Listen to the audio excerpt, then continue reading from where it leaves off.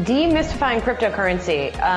It would seem to be a full-time job. Andy Serwer is trying to do it as part of everything else he does, and he wrote about it this weekend in his column. I was reminded about this last week, Andy, because I moderated a discussion with a company called Circle, which is a fintech that deals in the USDC, which is a stable coin, the US dollar coin, which is, just a reminder that there are so many different facets to this thing.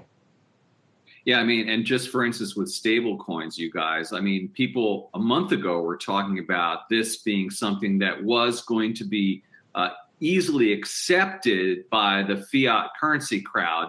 Now it turns out maybe not so much. And the SEC chair, Gary Gensler, is saying, well, we're going to in particular take a look at these things as something that should be regulated and set it in sort of a sheriff tone rather than a tone of someone who was just going to let these things kind of become part of our financial system. There's a lot going on. You're right. It is a full-time job.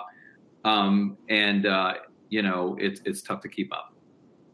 And so, Andy, as you were sort of looking through all of the different stories and threads on this, and you also in your column featured some facts that we got from our Zach Guzman.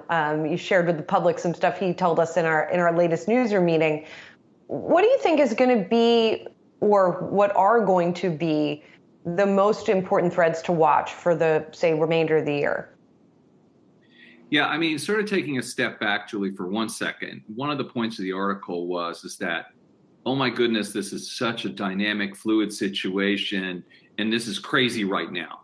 Well, the point I was trying to make is that it's always that way with crypto. It has been for months and years, and it will be for months and years, and maybe even decades going forward. The two things to watch right now, first I just alluded to, which is the regulatory environment, and that is mission critical right now, and how regulators in the United States and in fact around the world are going to sort of bring crypto into the mainstream financial system. That's going to happen one way or the other.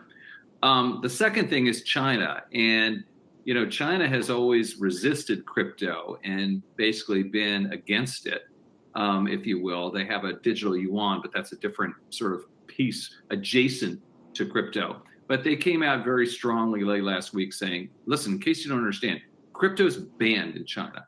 Banned.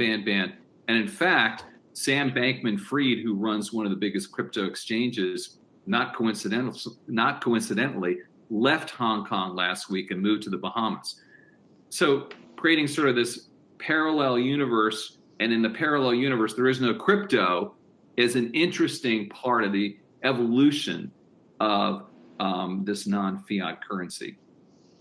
Hey, Andy, I think another question, though, is how much headline risk is there to some of the surface level things that people might be saying and seeing and saying, well, is this all just a joke? Because a stat that Zach also showed was that if you had invested $1,000 on January 1st of this year, it was actually Dogecoin that would have yielded the most to date. And I understand that I haven't seen the update as of a few days, but I couldn't imagine it changing that much. It's really a meme currency. And you look at headlines like a hamster beating the S&P 500 by picking cryptocurrencies in a basket.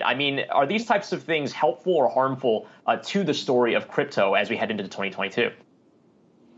Well, of course, at first blush, harmful, no doubt. And Dogecoin, what was I referring to it as a currency about nothing? It does undermine the narrative, and it just makes you, scratch your head because, there's Elon Musk talking Doge up all the time. In a way, though, I think it's actually kind of helpful and productive, Brian, because it serves as a reminder that this world is incredibly fraught and filled with charlatans and frauds. And in fact, the biggest returning asset piece, as you said, may be just that. The founders of Dogecoin are forthright about saying they created this as a joke. And it's a joke. So what does that tell you about the rest of the marketplace? Well, my takeaway is, boy, you better be careful when you are moving into this area, no doubt. I guess you either better be careful or you follow Mr. Gox, the hamster who's turning on the wheel and decisions on which tunnel to go into govern his crypto trading decisions.